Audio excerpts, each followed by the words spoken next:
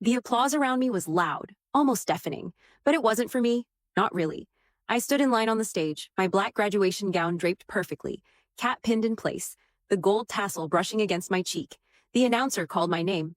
Samantha Reed, Master's in Clinical Psychology. I walked forward, chin high, smile tight. Cameras flashed from the audience, but none of them belonged to my family. Their seats, 5 of them right in the middle row, sat empty. Before we begin, drop a comment and tell us where are you from and from which city you're watching our videos. And after watching the whole video, don't forget to tell us what would you do in this situation. Be honest. Tell me in the comments below. We read every comment. Let's begin. I'd known they wouldn't be here. They were probably clinking champagne glasses right now, celebrating my younger sister Danielle's bridal shower in my parents' backyard. Still, the sight of those vacant chairs burned into my chest like acid. I took my diploma holder from the dean, shook his hand, and forced myself to hold the smile until I stepped off the stage. My heels clicked sharply against the floor as I crossed to the side where graduates were gathering. I flipped open the holder, expecting to see the fancy paper with my degree. Instead, something slid out. An envelope, plain white, no return address. The paper looked expensive, heavier than normal. My name, Sam, was handwritten in a familiar, neat style. For a second, I thought maybe it was from one of my professors, but my fingers hesitated. The hum of the crowd seemed to fade away, replaced by the sharp, insistent buzz of my phone in my pocket. I pulled it out. 72 missed calls, all from Mom, Dad, and Danielle. The buzzing continued as I stood frozen, my thumb hovering over the envelope's flap. Something in my gut twisted. My breath came shallow. Sam? A voice pulled me back. It was Rebecca, my best friend from the program. What's wrong? You look like you've seen a ghost.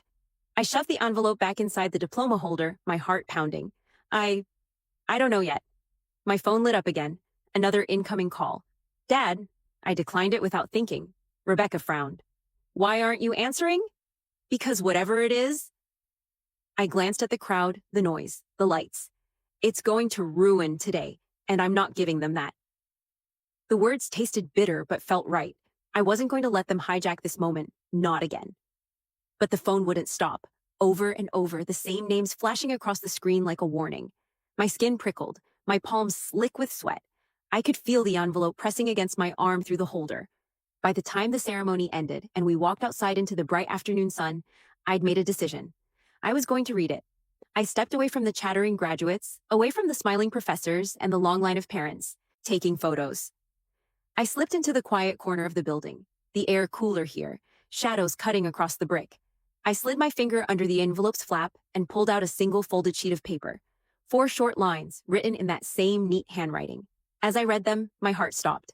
My knees nearly buckled, and for the first time all day, I understood why they were calling me 72 times. My hands were trembling so badly I almost dropped the paper. The handwriting was careful, steady, but the words, they hit like a fist to the gut. Samantha, what you don't know is about to change everything. Your grandmother's estate was never divided. You're the sole inheritor. Call my office immediately. Before they do, Monsieur Turner, attorney at law. I read it once, twice, 3 times. My pulse was thundering in my ears.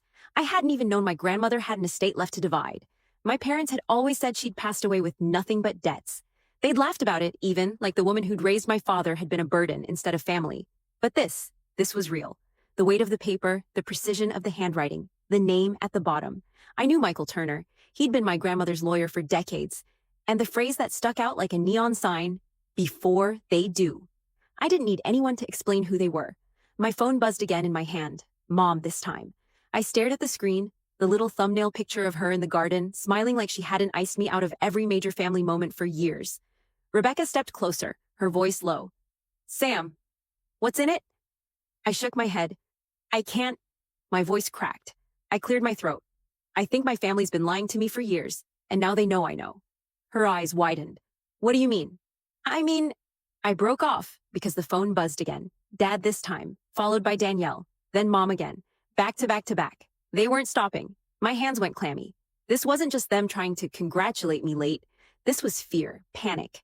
I shoved the letter into my bag, grabbed Rebecca's arm, and started walking fast toward the parking lot. The June sun was hot on my face, but my blood felt cold. They'll come here, I muttered. If they think I'm with people, they'll try to corner me. I need to get out before they find me. Rebecca's heels clicked against the concrete as she hurried to keep up. Sam, you're scaring me. What is going on? I stopped by my car, gripping the handle but not unlocking it yet. I looked at her dead in the eye. They've been keeping something from me for years, and whatever it is, it's worth enough to make them drop Danielle's party and call me 72 times in 3 hours. Rebecca's brows drew together. So, what are you going to do? My stomach churned. The smart move would be to call Michael Turner immediately. But a darker part of me, the part still raw from every insult, every time they skipped out on my milestones, wanted to make them wait, wanted to watch them squirm, just like I'd been made to. The thought both thrilled and scared me. I finally unlocked the car, sliding into the driver's seat. My phone lit up again, this time with a text from Mom. Don't sign anything. Don't talk to anyone. We're coming to you. Now. I stared at the words, my breath shallow. They knew I had the letter. They knew I could blow open whatever they'd been hiding. Rebecca leaned against the passenger door, eyes searching my face. Sam, you can't face them alone if they're in this kind of frenzy. I looked out across the parking lot, half expecting to see my dad's SUV tearing in already. I'm not going home, I said firmly, and if they think they can control me like before, they're about to find out how wrong they are. Because for the first time in my life, I had leverage, and I was going to use it. I didn't even make it out of the campus parking lot before I saw them. A familiar black SUV came around the corner too fast, tires squealing slightly as it swung into the lane ahead of me. My stomach sank. Dad was driving, Mom in the passenger seat, Danielle in the back, all three of them craning their necks to look for me. Damn it, I muttered, ducking slightly in my seat. I turned the key, engine roaring to life, and tried to reverse out of my space. But the SUV was already slowing down, blocking the aisle in a way that made it impossible for me to get around. Rebecca, who had just gotten into the passenger seat, glanced at me. Sam, that's them, isn't it? I gripped the steering wheel hard. Yep, and they're not here to congratulate me. Dad's window rolled down, his voice booming across the lot. Samantha, pull over right now. We need to talk. The tone wasn't concerned. It was urgent, commanding, the way he used to speak to me when I was 12 and had crossed a line. I kept my eyes straight ahead, pretending not to hear, but then Mom's voice came sharp and high-pitched. Don't you dare walk away from us. This is serious. My pulse pounded in my temples. I could feel Rebecca's eyes on me. Sam, what's your move here? She asked quietly. I exhaled slowly. My move is not letting them corner me in the car like I'm some scared kid. I opened my door and stepped out. My heels hit the pavement hard. Every nerve in my body was buzzing as I walked toward their SUV. Dad killed the engine, climbed out, and stalked toward me. He didn't even say hello. Where's the envelope? Straight to it. No small talk. I tilted my head, forcing a small, cold smile. Funny. I don't remember telling you there was an envelope. His jaw clenched.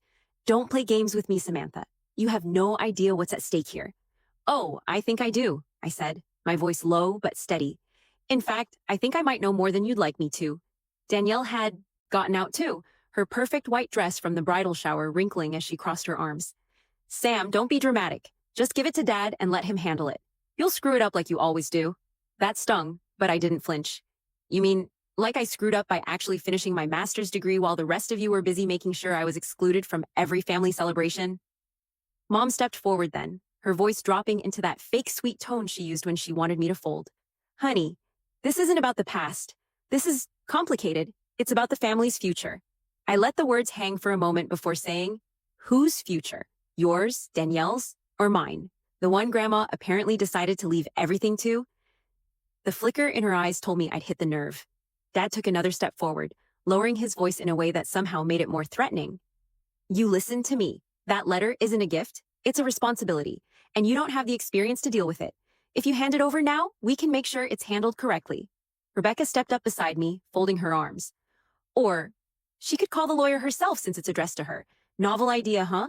Danielle scoffed. Stay out of this. You're not family. I could feel the tension tightening around us like a noose. Cars were slowing down in the lane to watch, students pretending not to stare. And in that moment, I decided I wasn't going to cave. Not here. Not ever again. You've ignored me, lied to me, humiliated me in front of people for years, I said, my voice firm. So if you think I'm going to hand over the first thing that might actually be mine, you've forgotten who you're talking to. Dad's nostrils flared. Mom's face went pale. Danielle's lips parted in shock. I stepped back toward my car, my heels clicking like punctuation. I'll be in touch, I said, and slammed my door shut. Rebecca's voice was low but tight with adrenaline. Sam? They're not going to let this go. I know, I said, pulling out of the space and steering past the SUV. And as I glanced in the mirror, I saw them standing there, three people who had never feared losing me before, suddenly realizing they might. Rebecca and I didn't say much as I drove out of the parking lot, but the silence wasn't comfortable. My grip on the steering wheel was tight, and every time I checked my rearview mirror, the same black SUV was there. "They're following us," Rebecca said finally. I didn't even look over. "I know? Sam, they're really following us." "I know," I repeated, my jaw clenched. "They think if they keep me in sight long enough, I'll get tired, pull over, and hand it over." Rebecca shifted in her seat, glancing behind us. "They underestimate you." I gave a humorless laugh. "They've been underestimating me my whole life." I turned down a side street, pretending to head toward the main road, but instead of taking the exit to the freeway, I cut sharply into a crowded grocery store parking lot and pulled up alongside a delivery van. I killed the engine, motioning for Rebecca to duck down in her seat. The SUV rolled past slowly, my dad craning his neck to look for us. They didn't see us. When they disappeared onto the main road, I exhaled. "Okay, that buys us a few minutes." Rebecca sat up, brushing her hair back. "Where now?" "Straight to Michael Turner's office," I said without hesitation, "before they realize I'm not going home and try something else." But as I pulled back onto the road, my phone buzzed with a text from an unknown number. "If you go to him, you'll regret it. D. Danielle." I handed the phone to Rebecca, so I wouldn't be tempted to respond. "Read it." She did, her eyes narrowing. "Wow, she's not even pretending to be subtle." "She never had to be," I said. "They've always assumed I'd just back down." We drove in tense silence for another 15 minutes until I pulled into a small brick building with a gold plaque out front. Turner and Associates, attorneys at law. I grabbed my bag, the envelope inside feeling heavier than ever. As I stepped onto the sidewalk, my phone rang again. "Mom."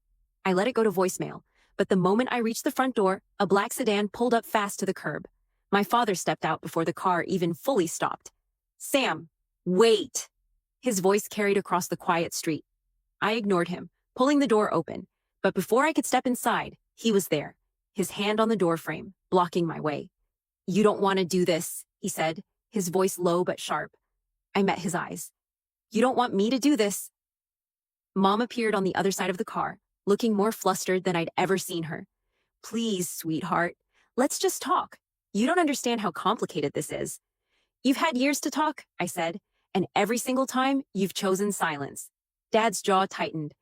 "You think you're ready to take on everything in that estate? The debts? The legal headaches? You'll drown, Sam." Rebecca stepped up behind me. "Or maybe she'll swim just fine, without people trying to tie bricks to her ankles." Mom's eyes narrowed at Rebecca, then flicked back to me. "You're being manipulated," I almost laughed. "By the one person in my life who actually shows up for me? No, I think that's your department." I stepped forward, forcing my dad to move his arm and push the door open fully. But before I could cross the threshold, his voice stopped me. "If you do this, Sam, we're done." The words were sharp, final. I turned back, meeting his stare. My heart was pounding so hard I could hear it in my ears, but my voice was steady. "You were done with me the day you decided I wasn't worth showing up for." Then I walked inside, letting the glass door shut behind me with a clean, satisfying click. The air inside the law office was cool and faintly smelled of polished wood and paper. A receptionist in a navy blouse looked up from her desk. "Can I help you?" she asked politely. "Yes," I said, steadying my breath. "I have an appointment with Michael Turner, Samantha Reed." She checked her screen, nodded, and motioned to the hallway. "He's expecting you." Those 3 words sent a ripple of unease through me. Expecting me. That meant this meeting had been set in motion before I even knew it existed. Rebecca gave my arm a small squeeze as we followed the receptionist down the hallway. Michael Turner's office door was already open. He was standing behind a mahogany desk, silver-haired, sharply dressed, and holding a folder thick enough to make my pulse spike. "Samantha," he said warmly, gesturing to the chair across from him. "Please, sit." I sank into the seat, clutching my bag. "I just got your letter." "I know," he said, folding his hands over the folder. "And I also know your family probably tried to get to you first." I gave a humorless laugh. "You could say that." He nodded slightly, as if this confirmed something he'd expected. Then he opened the folder and slid a stack of papers toward me. "Your grandmother's estate is substantial. Real estate holdings, investments, liquid assets. She named you sole beneficiary in her final will, signed 8 months before her death." My throat tightened. "But they told me she died broke." His eyes softened. "They didn't want you to know." The will was contested immediately after her passing. Your father and his sister filed claims, but they were dismissed. However, because you were under the impression she had no estate, you never claimed the assets. The accounts have been sitting, waiting. I stared at the numbers on the page, more zeros than I'd ever seen attached to my name. And there's one more thing, Michael continued. Your grandmother wrote a letter to accompany the will. It's personal. He handed me a cream-colored envelope. My hands shook as I opened it and unfolded the page. My dearest Sam, I know they've made you feel like the smallest voice in the room. I want you to know, you were always the one I trusted, the only one who didn't look at me for what I could give, but for who I was. This is yours, because I know you'll do good with it. Don't let them take it from you. I swallowed hard, my vision blurring for a moment. Rebecca leaned in. Sam, this changes everything. I looked at Michael. What happens now? You can claim the assets immediately. Or if you'd like, we can arrange a formal reading of the will with your family present. His lips twitched slightly. That tends to make things very clear. I didn't even hesitate. Set the meeting. 2 days later, we sat in the same office, but this time, Mom, Dad, and Danielle were across from me. The tension was so thick you could hear the faint hum of the air conditioner over our breathing. Michael read the will aloud, every word like a hammer to the lies they'd built. When he finished, the silence was deafening. Dad's face flushed an ugly red. This is ridiculous. She can't. She can, Michael interrupted smoothly. And she did. The court has already dismissed your prior claims. Mom's lips pressed so tight they turned white. Danielle's eyes darted between us, calculating, scrambling. I set my grandmother's letter on the desk between us, my voice calm but edged with steel. You told me she had nothing. You watched me struggle through school while you kept this from me. And now, you want me to believe you care about my well-being? Mom's voice cracked. Sam, we were just trying to protect you. No, I cut in sharply. You were protecting yourselves. They had no reply to that. When the meeting ended, Michael slid the final paperwork to me. My signature was crisp and sure. It was done. As we stood, I met my father's eyes one last time. You were right about one thing. This is the family's future. The difference is, I'm not giving it back. Rebecca and I walked out into the sunlight together. My phone buzzed, a text from an unknown number. We need to talk, please. I turned the screen off without replying. For the first time in years, the silence felt like mine.